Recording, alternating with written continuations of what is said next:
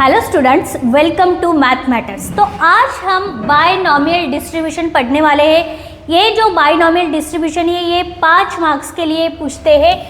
इसमें एक 2 मार्क्स का क्वेश्चन आएगा, एक 3 मार्क्स का क्वेश्चन आएगा।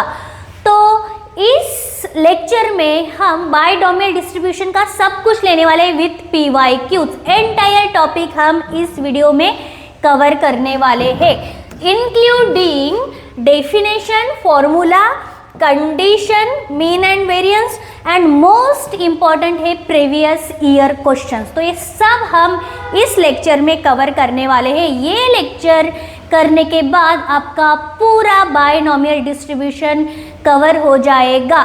अब इसके बाद व्हाट इज बायनॉमियल डिस्ट्रीब्यूशन?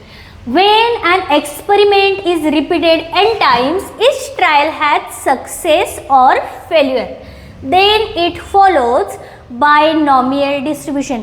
कोई एक्सपेरिमेंट बार बार करने के बाद उसमें 2 आउटकम्स रहेगी, एक सक्सेस और एक फेलियर, तब वो फॉलो करता है binomial distribution.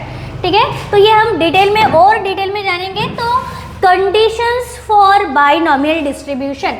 Binomial distribution is applicable only if all conditions are satisfied। अगर ये सभी कंडीशन सेटिस्फाइड होती है उस एक्सपेरिमेंट में, तभी वो फॉलो करता है बायनॉमियल डिस्ट्रीब्यूशन। तो पहली कंडीशन है कि जो नंबर ऑफ ट्रायल्स है n वो फाइनाइट होने चाहिए। उसके बाद हर एक ट्रायल के 2 आउटकम्स होने चाहिए। ठीक है, और probability of success P is constant. Probability जो है वो कांस्टेंट होनी चाहिए एंड ट्रायल्स आर इंडिपेंडेंट। तो ये कंडीशंस है बायनॉमियल डिस्ट्रीब्यूशन के लिए। उसके बाद बायनॉमियल डिस्ट्रीब्यूशन फॉर्मूला, ये जो फॉर्मूला है ये बोर्ड का फेवरेट फॉर्मूला है। इस फॉर्मूला के ऊपर 3 मार्क्स का क्वेश्चन आता ही है। 3 मार्क्स फिक्स है अगर आपने ये फॉर्मूला किया। इसके ऊपर जो क्वेश्चंस है वो क्वेश्चंस किए तो क्या है?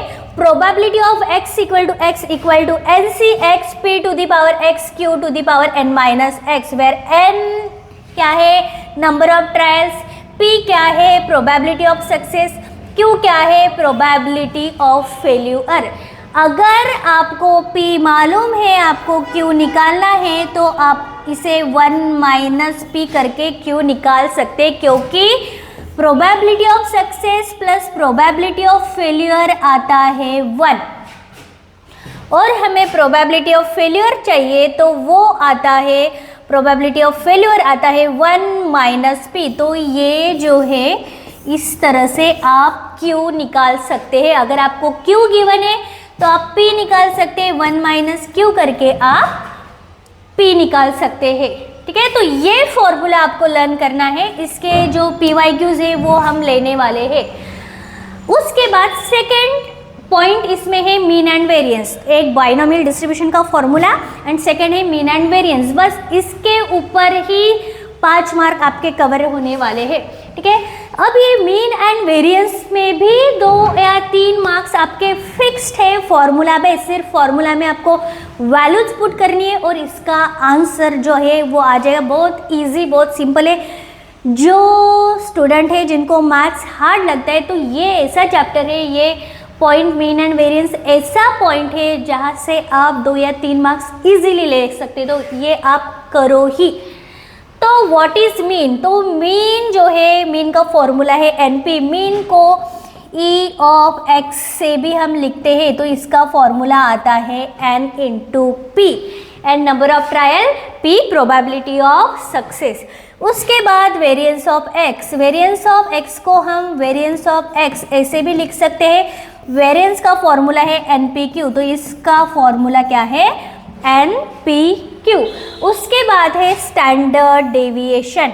अब ये स्टैंडर्ड डेविएशन जो रहता है वो रहता है under root of variance of x। Standard deviation रहता है under root of variance of x। अब ये under root and what is variance of x? Variance of x is NPQ। तो इस तरह से स्टैंडर्ड डेविएशन आता है under root of NPQ। Direct formula questions are common in board exam, ये सच है, डायरेक्ट फॉर्मूला बेस्ड क्वेश्चन यहाँ से आता ही है। ठीक है, अब इसके बाद हम लेने वाले हैं PYQ, सभी टाइप के PYQ यहाँ पे कवर होने वाले हैं। फर्स्ट क्वेश्चन है find the mean and variance of binomial distribution with n equal to 20 and p equal to 0.4। तो यहाँ पे क्या क्या फाइंड आउट करना है हमें फाइंड आउट करना है मीन, यहाँ पे हमें फाइंड आउट करना है मीन एंड वेरिएंस। तो यहाँ पे गिवन है हमें n equal to 20 and p equal to 0.4। तो n हुआ हमारा 20, ठीक है, यहाँ पे p है हमारा 0.4। q कैसे निकाल सकते हैं हम, 1 माइनस p करके q निकाल सकते हैं। तो q क्या आएगा हमारा, 1 माइनस p क्या है 0.4, तो q आता है 0.6। तो n p एंड q हमने फाइंड आउट किया। अब हमें फाइंड आउट करना है मीन।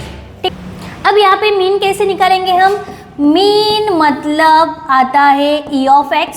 ठीक है, इसका फॉर्मूला क्या है, n इंटू पी। अब यहाँ पे n की वैल्यू है हमारी 20, यहाँ पे n हुआ 20 एंड p है 0.4, तो 20 इंटू 0.4 आया 8, तो हमारा मीन क्या आया है यहाँ पे 8। अब इसके बाद हमें कैलकुलेट करना है वेरिएंस। तो वेरिएंस कैलकुलेट करने के लिए हमें चाहिए NPQ, n into P into Q. अब n है 20, p है 0.4, q है 0.6, तो ये आया 4.8। तो इस तरह से हम नेक्स्ट क्वेश्चन देखेंगे। तो नेक्स्ट क्वेश्चन क्या है, अ coin is tossed 5 times, find the probability of 3 heads. ठीक है, तो यहाँ पे n हुआ 5 क्योंकि कॉइन 5 टाइम्स टॉस किया हमने। Probability of head is 1/2 and probability of non head मतलब टेल इज 1/2। तो P मतलब क्या, प्रोबेबिलिटी ऑफ हेड, तो ये प्रोबेबिलिटी ऑफ हेड आता है 1/2 एंड Q भी आता है 1/2। प्रोबेबिलिटी ऑफ नॉन हेड मतलब टेल भी आता है 1/2, क्योंकि कॉइन टॉस करने के बाद एक तो हेड आएगा एक तो टेल आएगा, तो दो ही आउटकम्स हमें मिलने वाले, तो उसकी प्रोबेबिलिटी हो जाएगी 1/2। अब हमें क्या निकालना है, हमें निकालना है प्रोबेबिलिटी। ठीक है, तो यहाँ पे हमें क्या निकालना है, हमें निकालना है प्रोबेबिलिटी ऑफ गेटिंग 3 हेड्स। तो यहाँ पे x हुआ 3, तो probability of 3 heads, probability of x equal to 3, तो फॉर्मूला क्या रहता है, NCx p to the power x q to the power n minus x। अब यहाँ पे 3 है, तो probability of x equal to 3 आता है, n कितना है, n है 5, c x है 3, p है 1/2 टू दी पावर 3, q है 1/2 टू दी पावर n कितना है 5 एंड माइनस 3। अब कैलकुलेशन करना है हमें, कैलकुलेशन कैसे आएगा, ये 5 फैक्टोरियल आता है यहाँ पे, बाद में ये 3 फैक्टोरियल मल्टीप्लाई बाय 5 माइनस 3 मतलब 2 फैक्टोरियल। अब ये है 1/2 to the power 3 and 1/2 to the power ये हुए 2। अब कैलकुलेशन करने के बाद यहाँ पे 5 इंटू 4 ये आता है, यहाँ पे 5 इंटू 4 इंटू 3 फैक्टोरियल, यहाँ पे क्या है 3 फैक्टोरियल इंटू 2 फैक्टोरियल आता है 2। इसके बाद ये है यहाँ पे 1/2 टू दी पावर ये 3 एंड ये 2, यहाँ पे हुआ 5। अब 3 फैक्टोरियल हुआ कैंसिल।